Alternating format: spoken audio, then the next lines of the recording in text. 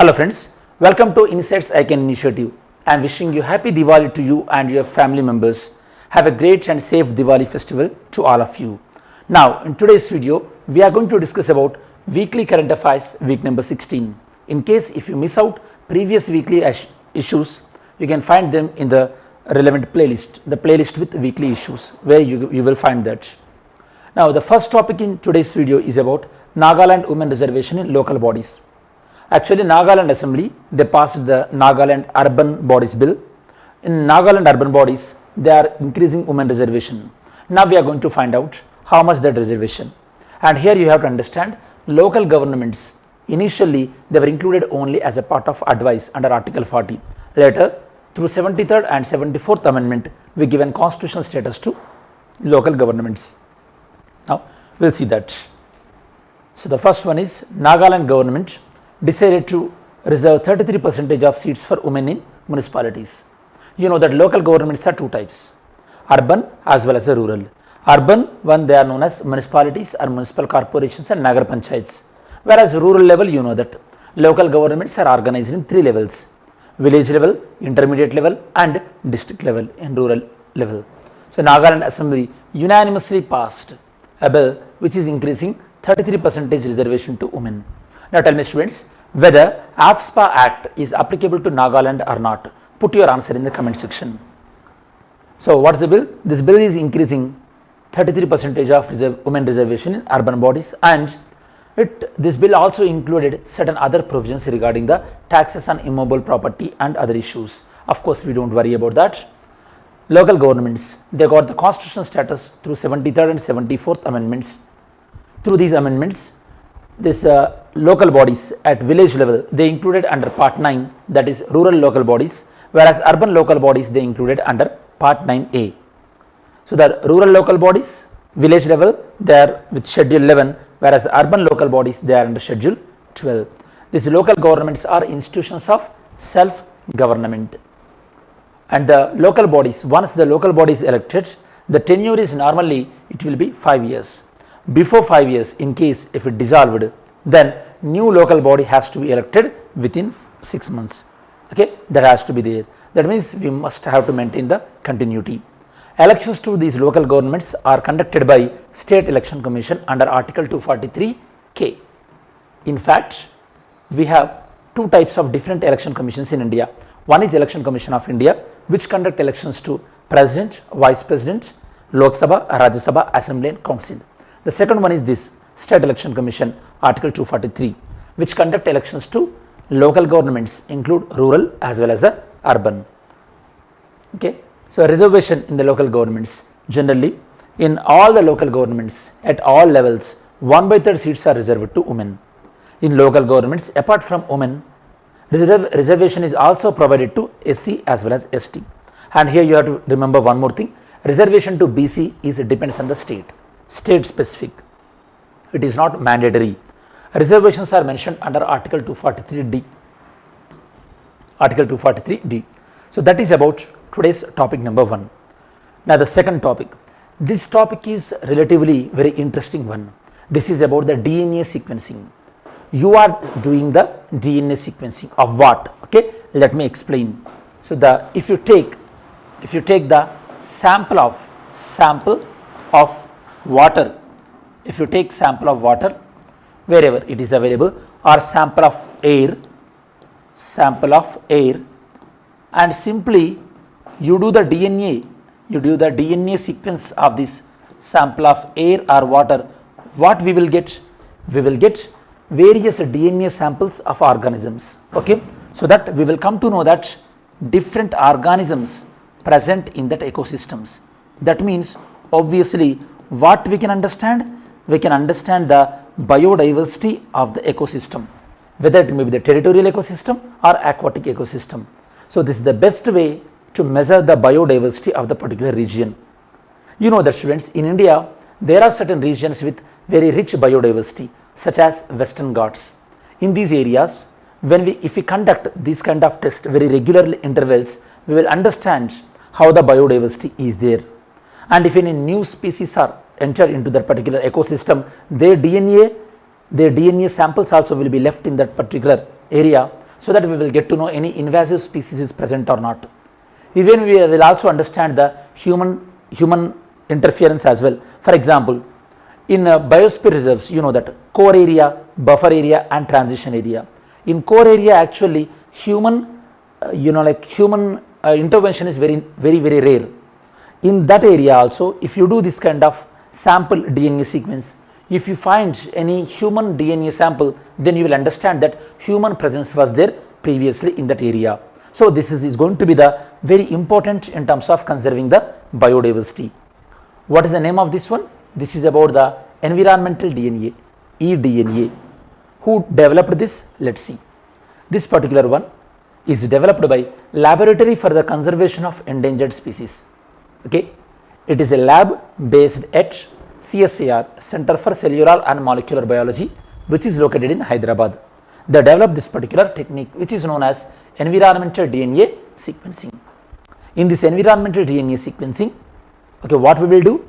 We will collect DNA samples shed by different organisms which are present in that particular area. Like I said earlier, what is the source? The source is, it originates from this organisms, like if they are living out any extrata, any excretion products, or sometimes snakes like animals, okay, or you can call it as a reptiles, they shed their skin. From these kind of things we will get the DNA source. Here we are not actively taking the DNA sample, simply we are analyzing whatever the DNA material we are getting in the sample which we are taking from the particular ecosystem.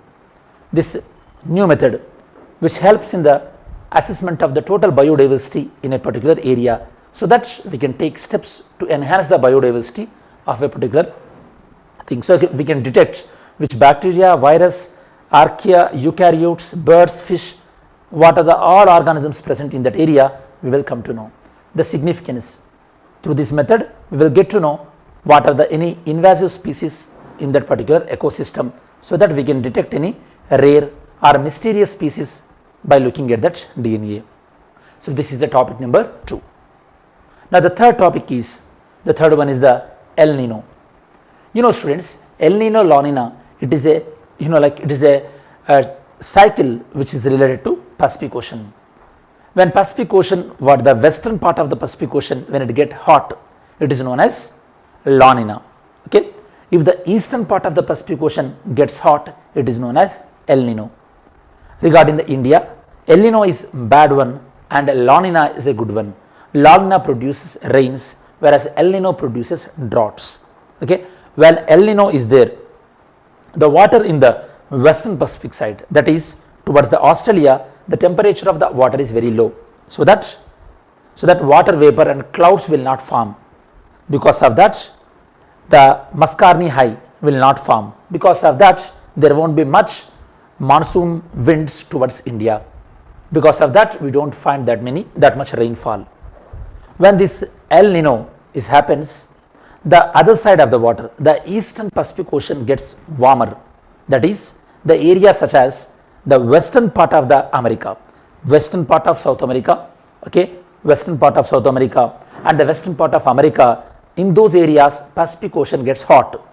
That means more water vapor and cloud formation, which resulted to high rainfall in the western part of the American area.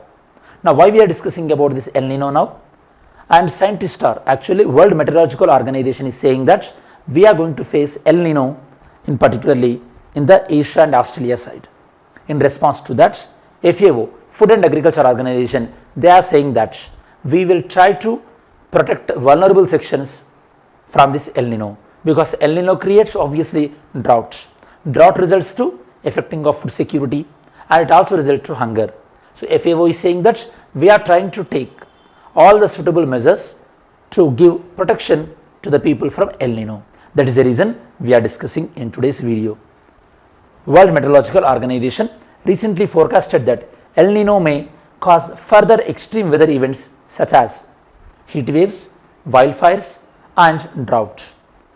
In response to these remarks, FAO is saying that they are making a plan to reduce the impact of this climate change on vulnerable people on vulnerable population in terms of food security and in terms of loss of their livelihood opportunities.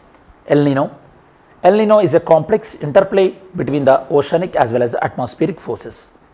Like I said earlier, the primary catalyst of El Nino is the trade winds which come from Australia towards Mascarni High, which is in the Indian Ocean near the Madagascar area. So that Mascarni High will receive less winds. When Mascarni High receives less winds, India also will get less winds. That means we won't get much rainfall. In which part of the Pacific Ocean gets warmer? Already I told you. El Nino, La Nina. These are both phenomena related to Pacific Ocean. Generally, they repeat for every 2 to 7 years. There is no regular period of repeat between the El Nino as well as La Nina. El Nino generally called as warm phase, La Nina called as cold phase. During the El Nino, weaker trade winds, so there is less rainfall and drought. On the other side, El Nino causes a lot of rainfall towards Ecuador and northern Peru, these falls on the western part of the South America. In these areas, abundant rainfall. Impact of the El Nino in the global level. Oceanic and atmospheric effects causes, regional weather patterns will change, Asia Pacific dynamics will be impacted, environmental and health consequence, and positive impact on hurricane frequency. Hurricanes origin will reduce. Impact of El Nino on India, especially weather impacts, agriculture sector will be impacted, food inflation, so economy will be affected, and some climate related variables also we can see due to this El Nino. And now in this video we are saying that FAO is trying to provide suitable measures. So let us try to understand something related to FAO. FAO stands for Food and Agriculture Organization. It is a specialized agency established by United Nations. It was established in 1945. FAO based at headquarters in Rome, Italy. It supports sustainable agriculture and it also try to reduce hunger. In fact, their main goal is to try to eliminate hunger across the globe, and they try to provide food security as well across the global level. Then some of the major publications from FAO: State of World Fisheries and Aquaculture, State of the World Forest, and the State of Food Security and Nutrition in the World. These are various publications from FAO. Now, next topic is topic number 4. This is about Insolvency and Bankruptcy Code. You know, students, when a particular company is unable to pay debt, okay, a person who took the money, they are known as debtor, and a person who given the money, they are known as creditor. For example, if I am giving a money, I am a banker, I give money to you, I am a creditor and you are a debtor. So when you are unable to pay the debt, then you can declare the insolvency, or I will declare you are insolvent. Next proceeding will be what? Your assets will be sold out. That is known as liquidation. If a company is insolvent, then after certain documentary process, the company assets will be liquidated. The company assets will be sold out.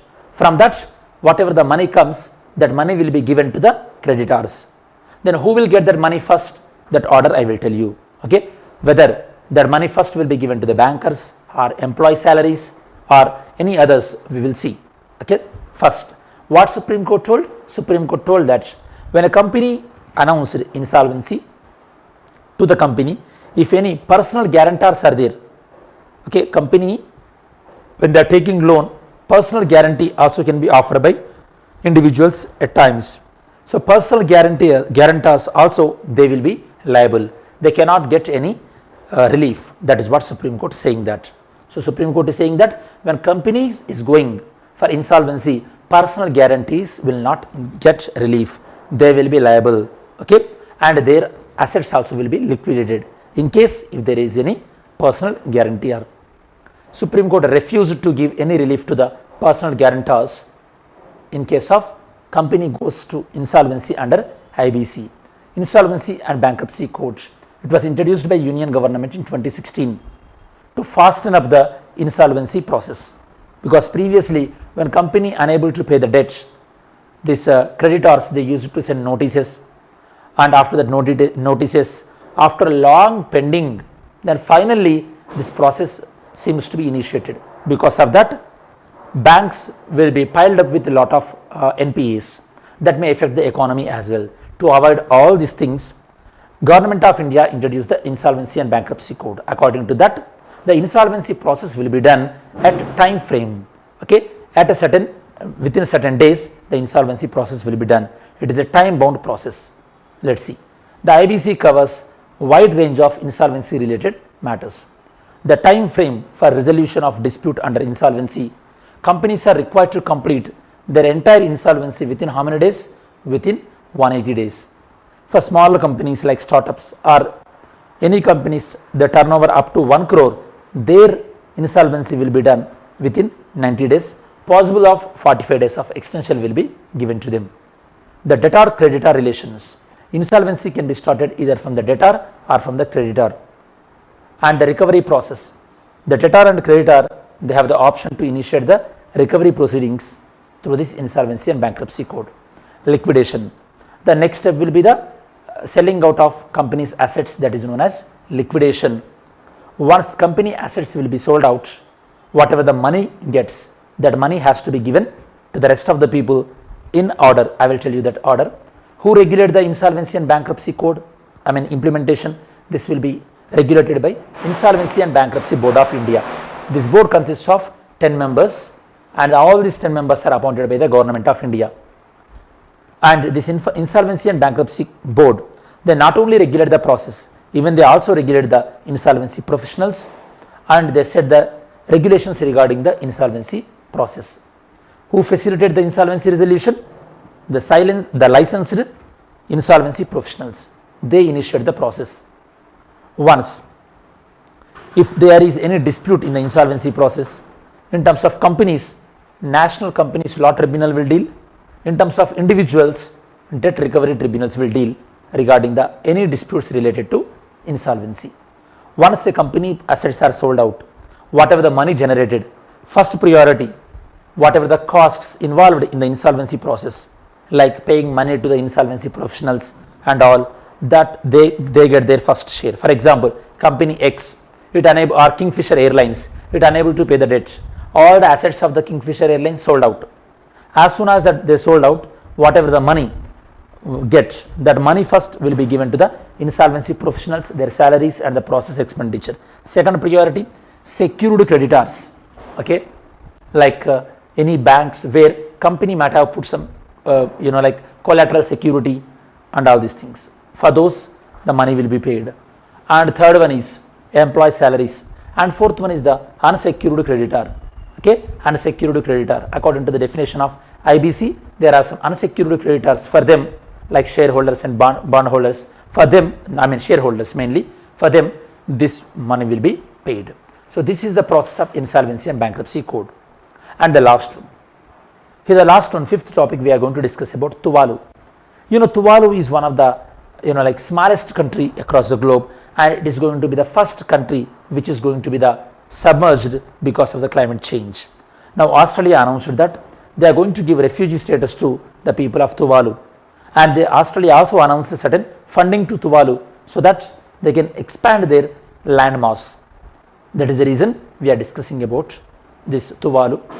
And in recent times, in COP27, countries like Tuvalu, they demanded the loss and damage fund should be initiated by this COP, UNFCCC. Based on those countries' demand, now recently UNFCCC announced that they initiated the process of forming the loss and damage fund. Why it is in news? Australia agreed to allow this climate refugee to citizens of Tuvalu. Tuvalu is a Pacific nation which is facing severe impact of climate change, particularly due to a rising sea level. This agreement name is known as Philippe Union. This agreement is known as Philippe Union. According to this agreement, Australia allow Tuvalu citizens to reside, to work, to study in Australia. In addition, Australia also announced funding to Tuvalu. That funding around $17 million Australian dollars. This money is going to be used by the country to increase their land mass by 6%. Now let's see some geographical information regarding the Tuvalu. Tuvalu is formerly known as Allies Islands. It is a Polynesian island in the Pacific Ocean which is present between the Hawaii and Australia. It is a volcanic archipelago, that means this island formed due to the volcanic eruption. It is the fourth smallest country. Its sea level, it is around 4.6 meter in height from the sea level.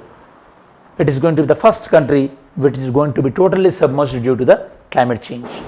You know that due to climate change, sea levels are increasing. Because of that, these low-lying islands are going to be affected. These are today's 5 topics. Now let's see MCQs. Yesterday's video question: under which article of the Indian Constitution the governor has the power to reserve a bill for the president assent? In yesterday's video we discussed, that is article 200. Now let's see today's video question.